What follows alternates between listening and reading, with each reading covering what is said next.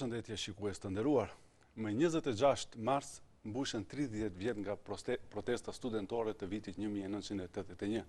Me këtë rast në Tetov do të mbahet një akademi solemne kushtuar këtij jubileu. Të ftuar do të jenë të gjithë ish të burgosurit politik nga mbar hapësira shqiptare. Për të biseduar mbi këtë temë, sonte në studio të hapur kemi ftuar kryetarin e Këshillit Organizativ zotin Xhevat Ademi. Mirë po, me zotin Ademi nuk do të flasim vetëm për zhvillimet në Kosovë, do të flasim edhe mbi zhvillimet aktuale politike, meqense e kemi këtu edhe do ta shfrytëzojmë rastin. Zoti Ademi, faleminderit që pranuat jeni mysafir. Kënaqësia është imja të jem mysafiri juaj. Urime dhe përgëzime tuaja për këtë shpalosje të parë, transparente të aktivitetit ton, kushtuar 30 vjetorit të demonstratave gjithpopullore, jo vetëm studentore të 1981-shit, dhe uroj që edhe ju të bëni pjesë e këtij shënimi, nga që ne duhet të kultivojmë kujtesën kolektive dhe të respektojmë të kaluarën mbi themelet të cilëve përpiqemi të ndërtojmë të ardhmen tonë. Gjithsesi. Zoti Ademi, fillojmë me pyetjet e rënda apo me pyetjet e lehta? Mua më njohin për njëri që merret me punë të rënda. Megjithatë do të fillojmë me të lehtat. Ju jeni një koqiri. Po. Çfarë është parapar të mbahet ditën e shtunë? Ditën e shtunë, pikërisht në 30 vjetorin e demonstratave të 26 marsit të 1981-shit, në Tetov do të kemi mbase si rrallë herë të pranishëm gjithë atë plejad veprimtarësh, gjithë atë brez të cilët lirisht mund të themi kanë bërë historinë shqiptare në këto 30 vitet e fundit. A mund të numëroni emrat pa i hyrë ndërhak atyre që do t'i harro? Me gjithë respektin që kam për ndonjërin që mund ta harroj, ditën e shtunë në Tetov fillojmë me të madhin Adem Demaçi, vazhdojmë me udhëheqësin e demonstratave të 11 marsit Hydet Hysenin, me Bajram Kosumin, prisin e studentëve të Universitetit Prishtinës në demonstratat e 26 marsit në Prishtinë, vazhdojmë 1981, vazhdojmë me të madhin, ndër më të mëdhenjt, Rafi Halilin ton të Tetovës, të cilën gjë dua ta paralemroj që sonte këtu te ju, se Akademia 30 pranvera frymëzim. Në esencë, ashtu do quhet? Ashtu do quhet dhe dua shpjegoj se pse Këshilli Organizativ u përcaktua për këtë moto. Kjo akademi në esencë, në thelbin e saj, i kushtohet emrit, veprës, figurës dhe misionit të Rafi Halilit. Pak njerëz mbase dinë për këtë emër të madh dhe ne jo rastësisht u përcaktuam. Edhe ai është treguar shumë modest, nuk është paraqitur shumë për treguar se kush ka qenë. Rafi Halili me veprën e tij ka bërë bujë dhe të bëmat e tij flasin për madhështinë e figurës së tij dhe në një moment një figurë e madhe e lëvizjes politike shqiptare tha sikur të ishin çuar nga varri Recep Male e Nuhi Berisha. Do të protestonin për nderimet, homazhet dhe respektet që u bëjmë figurës të rëndëve, duke na qortuar sepse ne nuk i nderojmë të gjallat. Në ato përmasa është edhe Rafi Halili. Dua të jem i drejt për drejt me ju dhe shikuesit e studios së hapur. Patëm ide të ndryshme, pranvere e dinjitetit, pranvere e krenarisë, brezi që bëri historinë, u përcaktuam për këtë mesazh, për faktin se në historinë tonë kombëtare kemi ngjarje më të mëdha se demonstratat e 1981-shit. Kemi emra më të mëdhenj se bartësit e lëvizjes studentore. Kemi epopen e lavdishme të ushtrisë shqiptare të Kosovës dhe ushtrisë shqiptare kombëtare. Por ama, edhe ata që organizuan demonstratat e minatorëve 89-ën në Mitrovic, edhe ata që morën aksionet e para të UÇK-s në Kosovë, edhe ata që bën luftën, sollën lirin, bën Kosovën shtet, edhe ata deputet që shtypën pullën e shpalljes së pavarësisë së Kosovës dhe ajo plejad veprimtarësh që veprojnë sot në mbar hapësirën etnike shqiptare, në Luginë të Prishevës dhe në Maqedoni, frymëzimin e kanë vazhdimisht. Në atë lëvizje të madhe që me të drejtë është quajtur pranvera e madhe e 81-shit. Dhe gjykojmë që kemi bërë përzgjedhje të caktuar për faktin se në këtë moment tashmë pjesëmarrjen e kanë konfirmuar presidenti Mejdani, presidenti Mojsiu, Sabri Godo, Pascal Milo, Pallum Xhufi dhe pa përjashtim të gjithë ish të burgosurit politik shqiptar nga Maqedonia të gjitha periudhave. Jemi kujdesur të ftojmë... Mbledhur gjithë spektrin politik dhe intelektual e patriotik shqiptar. Jubileu i 30 vjetorit të demonstratave të 81-shit e pakta që meriton është kjo, sepse ne mund aktualisht në këtë moment të kemi bindje të ndryshme, të kemi përcaktime të ndryshme, të kemi koncepte të ndryshme, por ama nuk duhet harrojmë se kemi një diçka që na bashkon, ideali, e kaluara dhe ai thesar me të cilin kombet tjera do ishin krinuar. Dhe ne, ndoshta shkaku i madhështisë së sakrificës të themi të familjes Jashari, familjes së komandantit gjendar Adem Jashari, ndoshta si pasojë e madhështisë luftës së dy UÇK-ve, disi 1981 mbeti në hares. Në esencë, thyrja pozitive, do të thënë, ai momenti që lëvizjes politike shqiptare, ilegale dhe asaj publike, i dha kahje të një force që prish Jugosllavin e Titos, është pikërisht ajo që filloi në marsin e 1981-shit. Ndoshta me paragjykime megjithatë nga kjo që thoni, mund të konstatojmë se ky jubilej do shonohet në mënyrë më madhështore në Tetov. Pse pikërisht në këtë qytet? Është e vërtet, tash mund të them. Nga kjo që po e thoni, të paktën nëse realizohet e gjitha ajo. Është e vërtet, konfirmimet tashmë janë bërë. Është e vërtet që aktiviteti i vetëm mbar kombëtar. Prishtinë, pse jo në Tiranë, pse jo në Mitrovic, pse jo në cilin do qytet? Shumë pse lindin, të cilave unë edhe mund t'ju jap përgjigje, por nuk është në natyrën tonë si organizator.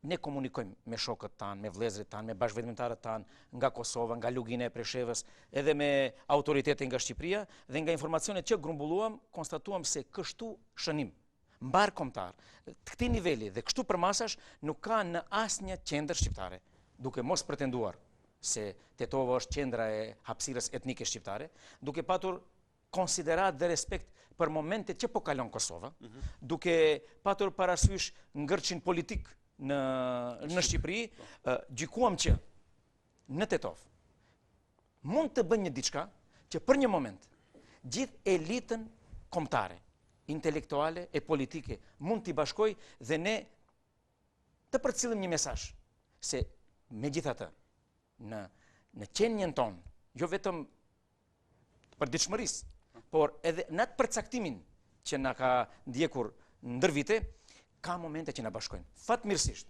ai moment shënohet në Tetov dhe fatmirësisht ne jemi ata që organizojmë dhe pa modesti duhet ta them, kjo ndodh edhe për faktin që ne arritëm të gjejmë mentor të akademisë, një koqir, domethënë strëmbullari i cili megjithatë mundëson realizimin teknik të gjithë kësaj ndërmarrje e cila është edhe kushtueshme.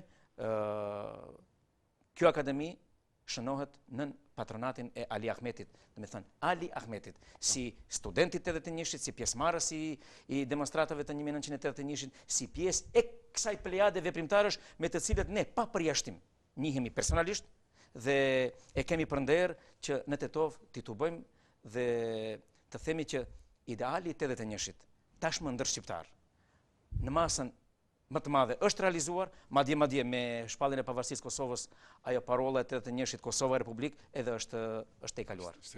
Hajde tani të kalojmë te pyetjet e rënda. Mirë, po do të kisha lutur që në fillim pak më shkurt përgjigjen. Sepse ju lash që të shpreheni gjithë ato që kishit dëshirë për demonstratat e vitit 1981. Çfarë po ndodh në politikë aktualisht te ne? Ju sot, nëse nuk gaboj pas disa orësh, sepse parashikuesve të tregojmë se emisioni realizohet gjatë në orët e pasdites, ju sot pas disa orësh do të keni përsëri një takim të liderëve. Çfarë po ndodh? Maqedonia është në një ngërç politik. Në Maqedoni kemi një mungesë komunikimi institucional për faktin që thuajse e gjithë opozita parlamentare ka braktisur punimet e parlamentit. Në Maqedoni kemi situatën kur e gjithë opozita pa përjashtim kërkon zgjedhje të parakoshme, sfidë të cilën shumica parlamentare e ka pranuar, madje në këtë, si them, reflektim të shumicës parlamentare kemi situatë të zëvendësimit të pozicioneve tash shumica parlamentare është ajo që insiston në zgjedhjet parakoshme dhe është bindja e përgjithshme që opozita taktizon, po sonte në organizimin e kryetarit shtetit do të vazhdoj takimi i radhës mes kryetarëve të katër partive. A prisni marrëveshje? Në takimin e fundit pati një zhvillim pozitiv, janë absolvuar 2-3 kërkesa të opozitës, kodi zgjedhor, ndërhyrjet në kodin zgjedhor thuajse është konsumuar, janë inkorporuar në formë amendementesh të gjitha sugjerimet e OSBE-Odihrit për një proces fair, demokratik, të lirë dhe korrekt. Shpresoj se sonte mund të ketë një, ta quaj, marrëveshje konsenzuale dhe Maqedonia të hyjë në procesin parazgjedhor dhe të shkohet në zgjedhjet parakoshme aty diku deri nga mesi i qershorit. Atë pikërisht deshë që do të thonë nga mesi i qershorit. Mesi i qershorit. Zoti Ademi, kjo puna e bojkotit të Bashkimit Demokratik për Integrim disi ka mbetur e qartë. Herë bojkotuat, pastaj u kthyet, sa thatë se nuk është bojkot. Shikuam nëpër fjalor, pam se ç'është bojkoti është braktisja e institucioneve. Kishte një laramani prononcimesh nga subjekti juaj. Çfarë ndodhi në të vërtetë? Çfarë bëhet ju? Bojkotuat apo bëhet diçka tjetër që ne nuk dimë ta definojmë? Nëse përcillni prononcimet e autoriteteve drejtuese të Bashkimit Demokratik për Integrim, do të konstatoni se gjatë gjithë kësaj periudhe, gjatë gjithë këtij ngërçi politik dhe institucional, pozicioni i Bashkimit Demokratik për Integrim ka qenë respektimi i të dy palëve. Përpjekje për të arritur një zgjidhje konsenzuale, e cila ka qenë edhe me Arushën edhe me njeriu. Jo, kush është Arushën këtë rast? Po nuk e di. Po njëri duhet të Bashkimi Demokratik për Integrim nuk ka bojkotuar institucionet.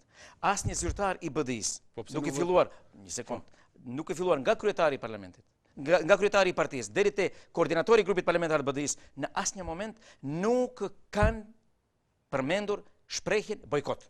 Është e vërtet, ne patëm një situatë nervoze mes nesh dhe VMRO dhe PMNS për faktin se guvernatori i Bankës Popullore të Maqedonisë, unë jam njëri i drejtë për drejtë, kush më njeh mua e di se flas pa doreza, guvernatori i Bankës Popullore të Maqedonisë u propozua nga ana e presidentit pa konsulta.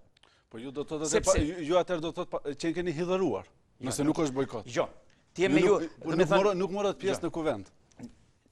Ne nuk morëm pjesë në kuvent sepse nuk deshëm fillimisht guvernatori i Bankës Popullore të zgjidhet pa praninë e opozitës, sepse vendimi është legal, sepse para të nevojiten 61 vota dhe VMRO dhe PMN i ka ato vota. Por pas ka trastuar Nikola Gruevski. Një minutë, nuk jam i thari i përdorimit të shprehje të mëdha, po më lejoni të shpjegoj pozicionin e BDI-s. Ne deshëm të përcjellim mesazhin se në Maqedoni nuk mund të pretendohet të zgjidhen bartës të institucioneve të nivelit shtetëror. Jo vetëm guvernatorit, po edhe pozicioneve tjera pa minimum konsensus. Dhe nuk mund ne të shkojmë në sallën e parlamentit dhe të legjitimojmë një veprim i cili e pakta që mund të quhet është fars. Sepse do thot dikush, po guvernatori nuk ka kurfar pushteti ekzekutiv. Jo, nuk thot askush. Guvernatori mbase nuk e bën politikën monetare dhe fiskale të shtetit, por megjithatë është institucion i eshallonit parë, siç quhet. BDI-ja deshi të përcjell mesazhin edhe te Nikola Gruevski. Po nuk e mori fare parasysh atë me nuk është një lloj guvernatori i Bankës Popullore të Maqedonisë me që legitimitet është. Po ne kemi një president i cili megjithatë i kishte votat në kufi, madje edhe kishte dyshimin në atë fillim se ai pa votat mjaftueshme është zgjedhur president. E qartë, po nuk duhet të hyj në atë dimension. Sjellja e Bashkimit Demokratik për Integrim në këtë moment ishte të vihet në mbrojtje të një kulture politike. Duke mos bojkotuar, duke mos braktisur institucionet, sepse vazhdimisht insistojmë dhe pozicioni ynë është që debati, zaten dhe kërkesa e BDI-s vazhdimisht është që debati duhet zhvilluar në institucione, aty ku të gjithë përpiqemi edhe ta menaxhojmë situatën. Dhe e them publikisht, rasti i zgjedhjes së guvernatorit ishte një moment ndërprerje komunikimi mes partnerësh koalicioni, por jo e asaj përmase që të prishet qeveria, që të shpërndahet parlamenti, që të futet shteti në krizë institucionale. Zoti Ademi, pyetja ime më e drejtë, çfarë keni fituar ju tani pas atij hidhërimi, bojkoti, asaj shkëputje të komunikimit, ju si BDI dhe shqiptarët në përgjithësi çfarë kam fituar nga ajo që ju i ndërmorët apo. Konkretisht me emra dhe me mbiemra. Ka emra mbiemra çështjesh e kam fjalën. Mund të them mund tash emrat. Emra çështjesh e kam fjalën. Ka fituar diçka në përfaqësim në administratë, ndonjë post tjetër, diçka. Aq të vogla në krahasim me parimet. Përfaqësimi në administratë është kategori kushtetuese dhe obligim ligjor. Po Gruevski nuk respekton në rastin konkret kurfar parime. Atë pse ju kërkoni parime nga dikush i cili nuk ua respekton juve marrëveshje. Ligji nuk thot që për të propozuar guvernatorin e Bankës Popullore duhet konsultuar të gjitha partitë politike. Mirë po është një standard i vënë që funksionon në vazhdimsi. Dhe ky standard nuk funksionoi. Dhe ne u kundërvum mos funksionimit të këtij standardi. Jo, po nuk e... Jo, nuk është ashtu. Jo, nuk është ashtu. Po me çfarë ka manifestuar se është penduar? Jo, nuk është ashtu.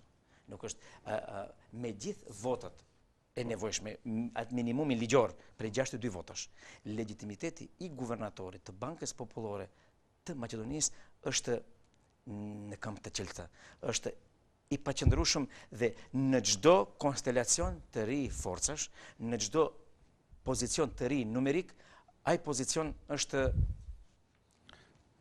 Zoti Ademi, nuk jeni ndonjë figurë rastishme në Bashkimin Demokratik për Integrim, prandaj edhe jap drejtën vetvetes të parashikoj këtë pyetje. Pse e duroni Nikola Gruevsin kaq shumë? Sepse jemi të dënuar ta durojmë. Pse jeni dënuar? Kush ju ka dënuar? Ju keni mandatin e popullit dhe populli shpreh shqetësime nga tendencat. Bashkimi Demokratik për Integrim arriti të vënë standardin në Maqedoni që fatin e këtij shteti, fatin e qytetarëve të këtij shteti, fatin e popujve të këtij shteti, ta drejtojnë subjektet që dalin nga vullneti i dy komuniteteve më të mëdha në Maqedoni, ati shqiptar dhe maqedonës. Në këtë rast, komuniteti maqedonës në mas dërmuese mandatin e vet, verdiktin e vet, ja ka bartur Nikola Gruevskit. Bashkimi Demokratik shikuar proporcionalisht Bashkimi Demokratik për Integrim ka një mandat më të fuqishëm te elektorati shqiptar karshi atij që e ka Nikola Gruevski te elektorati maqedonës. Atëherë pse ju ta duroni atë? Jo, ne nuk e durojmë ashtu siç krijohet perceptimi te një pjesë e mediumeve dhe qytetarëve për faktin se në filozofinë e veprimit të Bashkimit Demokratik për Integrim nuk është trumpetimi. Nëse marrim të bëjmë një pasqyrë. Po, ti numërojmë disa gjëra. Shkupi 2014, kisha në kalat të Shkupit. Enciklopedia. Nuk është kishën kalat të Shkupit. Infrastruktura është për kish. Ta nuk e dim, ndoshta mund të bëhet edhe xhami, por megjithatë nuk bëhet as kish as xhami. Në shikim të parë duket si kish. Maqedonishtja nga klasa e parë. Shitja e truallit të xhamisë Burmali. A nuk janë këto sinjalet mjaftueshme se Nikola Gruevski po tallet me Bashkimin Demokratik për Integrim? Po çfarë janë atë? Ti përmendim këto që ju i numëruat. Po. Bashkimi Demokratik për Integrim dhe gjithë shqiptarët e Maqedonisë u ballafaquan me realitetin e krijuar në periudhën 2006-2008. Pa përjashtim, të gjitha këto projekte që ju i përmendni janë vendime qeveritare të kaluar në periudhën 2006-2008. Do të thotë si Bashkimi Demokratik për Integrim. PDSH-s doni thoni, apo? E parëndësishme është kjo. Bashkimi Demokratik për Integrim, përveç përpjekjeve, përveç angazhimeve, për të implementuar platformën e vet të cilën qytetarët janë mbështetën në zgjedhjet parlamentare të 2008-s. Për 3 vite rresht ka bërë korrigjimin e budallallëqjeve të bërë në periudhën 2006-2008. Maqedonishtja për lesës parë, që projekt është? Funksionon apo nuk funksionon? U zhvendos. Shkupi 2014, u modifikua me figura shqiptare. U bashkua... Unë edhe se kam para asnjë. Unë se kam para asnjë, për çdo ditë kalojnë atë pjesë dhe nuk kam para asnjë. Nuk mund të pretendohet për projekte që kanë filluar 2006-ën, 2007-ën, të realizon njëkohësisht me projekte që kanë filluar 2011-ën. Ju e dini se në këshillin e komunës Qendër ka kaluar vendimi. Është shpall tenderi, janë shpall fituesit e busteve të Pjetër Bogdanit, Nexhat Agollit dhe Josip Bagerit. Dhe ata shumë shpejt do jenë në shesh të Shkupit. Enciklopedia. Të lutem, enciklopedia ish Bashkimi Demokratik për Integrim, ai që bllokoi distribuimin e këtij ta quajmë pamflet politik. Megjithatë është distribuar. Ju mund të thoni se e keni penguar, megjithatë atë mund ta gjesh. Unë nuk mund t'i bëj zyrtarët e Bashkimit Demokratik për Integrim dhe ministrët e Bashkimit Demokratik për Integrim, policë që do kontrollojnë rrjetin në internet dhe këmbimin e informacioneve nëpërmjet internetit. Nuk ka asnjë akademik shqiptar në Akademinë e Shkencave i cili merret me çështjen e enciklopedisë. Vjen keq, po akademikët shqiptar dhe antarët e këshillave të ndarë në përpilimin e asaj enciklopedi antishqiptare, zërin e ngritën kur reagoi Bashkimi Demokratik për Integrim. Deri në atë moment ne nuk kishim informacion. Deri në momentin kur ne reaguam, nuk kishim informacion për pozicionin e antarëve të këshillave votues e drejtues. Megjithatë mediat kanë qenë të para që kanë ngritur zërin. Nuk po tham Alsati, po megjithatë. Respekte për ata. Prandaj njeriu duhet niset nga vetvetja. Sa bën punën aty ku është. Nuk është subjekti politik apo ministri kujdestar se qarkullon në rrjetin e internetit, në faqe sociale, në rrjete sociale, në Facebook apo Twitter. Po ja diçka më të freskët. Pse lejuat para 2 javësh të shitet trolli i xhamisë Burmali? Ju jeni në qeveri, jeni pjesë e ekzekutive. Qartë. Bashkimi Demokratik për Integrim, një lloj si mediat, një lloj si shoqata qytetare, reagon kundër atij veprimi. Pse të reagoni? Pse nuk ndalet? Të lutem, një sekond. Duhet të shikuar rrjedhën e gjërave. Unë personalisht shitjen e trullit të Burmali xhamis e konsideroj provokim. Mirë po, në të njëjtën kohë, zyrtar qeveritar thonë se kemi marrëveshje politike me subjekte politike të periudhës 2006-2008, kompenzimin e trullit të Burmali xhamis me xhamin e sheshit e Tovës në themelet e së cilës është ngritë qendra e kulturës. Kemi marrëveshje dhe tentativa për kompenzime tjetërfare me institucione tjera, të cilët e komplikojnë situatën dhe Bashkimi Demokratik për Integrim nuk mund të shndrohet në policë kujdestar për të korrigjuar në çdo skaj dhe në çdo cep budallëqit e tjerëve, të cilët edhe me mungesën elementare të përgjegjësisë qytetare, jo politike. Do të thënë ju si pjesë e partnerët të koalicionit, si pjesë e qeverisë nuk jepni garanci se ky tender do të anulohet dhe do të Jo, ai tender do të anulohet. Jeni të sigurt? Bashkimi Demokratik për Integrim do të bëjë çmos që ai tender të anulohet, do bëjë çmos që në themelet e Burmali xhamis të mos ndërtohet objekt tjetër. Mund të jepni fjalën para opinionit se nuk do ndërtohet asnjë objekt aty? Unë ndryshe nuk di si të flas. Unë flas shqip dhe e thash qartë. Do të thënë jepni fjalën se në Bashkimi Demokratik për Integrim do bëj çmos që në themelet e Burmali xhamis të mos ndërtohet objekt tjetër. Fillimisht, qëndrimi parimor i BDI-s është që në sheshin e qytetit, në sheshin e kryeqytetit, nuk ka nevojë për objekte kulti, as kisha as xhamia. Bashkimi Demokratik për Integrim është udhëheq nga parimi që në një shtet multinacional, multikonfesional, multilingual, nuk ka nevojë për objekte, aq më pak objekte kulti që mund të jenë konfliktos, mund të ngjallin mos tolerancë, mund të ngjallin urrëtie, e cila më së paku i duhet këtij realiteti se mos ta quaj edhe të brisht. I kam edhe disa pyetje mirë, po do t'i veçoj 2, e kam patjetër t'i parashtroj. Ju keni qenë një ish ushtar. Tani 10 vjet pas përfundimit të luftës, si e ndjeni veten, kur shumë shokë të juaj edhe sot e kësaj dite nuk kanë kurfar asistence sociale, gjithsesisht e kam fjalën asistencë sociale të marrë nga shteti. Gjithsesisht edhe sot e kësaj dite nuk është miratuar ligji për familjet e dëshmorëve dhe invalidët e luftës. Si e ndjeni ju vetveten? Nuk dua të jem i papërgjithshëm dhe këtu të shtirim sikur nuk e shoh realitetin. Natyrisht që nuk ndjem mirë.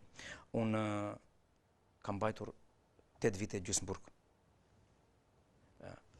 Për bindje, për një përcaktim, për një ideal, për të cilin nuk pretendoj që dikush të më kompenzoj. Sepse gjykoj që idealet e mia në masën më të madhe janë realizuar dhe ky është kompenzimi im. Unë kam qenë ushtar, nuk kam qenë as komandant, nuk kam qenë as udhëheqës. Kam qenë ushtar i ushtrisë çrimtare kombëtare. Unë dhe shumë shokë të mi nuk kemi vesh uniformën, nuk kemi marr armën për privilegje, benefite dhe beneficione pas realizimit të objektivit politik të asaj kryengritje të armatosur. Do me thënë, as një ushtar i UÇK-s, as një dëshmor i rënë, as një invalid nuk ka marrë pushkën të luftoj për beneficione dhe status të privilegjuar në shoqëri. Motivi madhor, sublim dhe i shenjtë ka qenë barazia e shqiptarëve. Është në përgjegjësinë e klasës politike. është në përgjegjësinë e institucioneve shtetërore, është në përgjegjësinë e atyre që udhëheqin shtetin ndaj kësaj kategorie të kenë qëndrim. Po Të tretë, ju jeni pjesë e shtetit. natyrisht të lutem, ta përfundoj. Dhe kjo shtresë, që nuk është e shumtë në numër, kjo kategori, që nuk janë ndonjë ngarkesë për buxhetin e shtetit, të ketë trajtim adekuat. Gjërat ecin ngadalë, gjërat ecin me vështirësi. Ju lutem, nuk dua të gjej alibi se as në Kosovën e lirë, as në shtetin sovran të Kosovës, as në Kosovën e Adem Jasharit dhe komandantëve të UÇK-s, familjet e dëshmorëve, invalidët e luftës dhe veteranët e UÇK-s kanë pas jetë të lehtë, kanë pas trajtim të mirë, kanë pas status më të mirë. Kjo nuk na amniston. Është e vërtet që ne si shtet dhe si shoqëri dhe si kategori shok të tyre duhet të përkujdesemi. Gjërat ecin me vështirësi.